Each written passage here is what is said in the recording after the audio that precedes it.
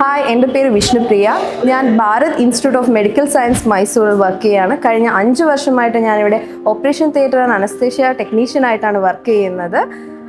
എല്ലാവർക്കും ഒരു സംശയം ഉണ്ടാവും, ഓപ്പറേഷൻ തിയേറ്റർ അനസ്തേഷ്യ ടെക്നീഷ്യൻ എന്ന് പറഞ്ഞു കഴിഞ്ഞാൽ എന്താണ്, നമ്മുടെ ജോലി എന്താണെന്ന് എല്ലാവർക്കും ഒരു സംശയം ഉണ്ടാവും. എല്ലാവരും ചോദിക്കും, ഒരുപാട് ബ്ലഡ് കണ്ടു കഴിഞ്ഞാൽ നിങ്ങൾക്ക് ഒന്നും തോന്നില്ലേ എന്നൊക്കെ നമുക്ക് തോന്നും. നമുക്ക് സർജറി എന്ന് പറയുമ്പോൾ എല്ലാവരുടെ മനസ്സിലും ഒരു വലിയൊരു ഇമ്പാക്റ്റ് ഉണ്ടാക്കുന്നത് വേറൊരു രീതിയിലാണ്.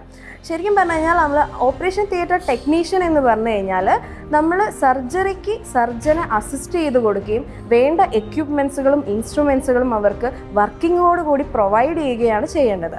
അനസ്തേഷ്യ ടെക്നീഷ്യൻ എന്ന് പറഞ്ഞു കഴിഞ്ഞാൽ നമ്മൾ അനസ്തറ്റിസ്റ്റിനെ അനസ്തേഷ്യ കൊടുക്കുന്ന സമയത്തും അനസ്തേഷ്യ കൊടുത്ത ശേഷവും പേഷ്യൻറ്റിനെ നമ്മൾ ടേക്ക് കെയർ ചെയ്യുകയും മോണിറ്റർ ചെയ്യുകയും ചെയ്യുന്നതാണ് അനസ്തേഷ്യ ടെക്നീഷ്യൻ എന്ന് പറയുന്ന ജോലിയുടെ സാധ്യതകൾ. ഇന്നത്തെ കാലത്ത് operation theatre technician and anaesthesia technician എന്ന് പറയുന്നത് രണ്ടും കൂടെ ചേർന്നിട്ടുള്ള ഒരു കോഴ്സ് ആയതുകൊണ്ട് തന്നെ നമുക്ക് ഒന്നില്ലെങ്കിൽ അനസ്തേഷ്യ ടെക്നീഷ്യൻ എന്ന പോസ്റ്റിലേക്കോ അല്ലെങ്കിൽ ഓപ്പറേഷൻ തിയേറ്റർ ടെക്നീഷ്യൻ എന്ന ഡെസ്റ്റിനേഷനിലോ നമുക്ക് വർക്ക് ചെയ്യാവുന്നതാണ്. ഇന്ന് എബ്രോഡുകളിലായാലും അല്ലെങ്കിൽ ഇന്ത്യയിലായാലും നമുക്ക് ഒരുപാട് വേക്കൻസികൾ അവൈലബിൾ ആയിട്ടുള്ള ഒരു കോഴ്സ് തന്നെയാണ് operation theatre and anaesthesia technician എന്ന് പറയുന്നത്. ഞാനിവിടെ 5 വർഷമായിട്ട് ഇവിടെ വർക്ക് ചെയ്യുന്നു. ഇവിടെ ഇപ്പം റോബോട്ടിക് സർജറി, ഏറ്റവും അത്യാധുനികമായ സർജറികളൊന്നായ റോബോട്ടിക് സർജറി മൈസൂരിലെ ഫസ്റ്റ് സർജറി ഭാരതിലായിരുന്നു നടന്നിരുന്നത്. അതുകൊണ്ട് തന്നെ നമ്മുടെ കരിയർ വൈസും നമുക്ക് വളരെ ഏറെ ഉപകാരപ്പെടുന്ന കുറേ കാര്യങ്ങൾ, നമുക്ക് കരിയർ വൈസ് നല്ല ഹയർ ആയിട്ടുള്ള നല്ല സാലറിയും കാര്യങ്ങളും നമുക്ക് കിട്ടാനുള്ള സാധ്യതകളും വളരെ കൂടുതലാണ്.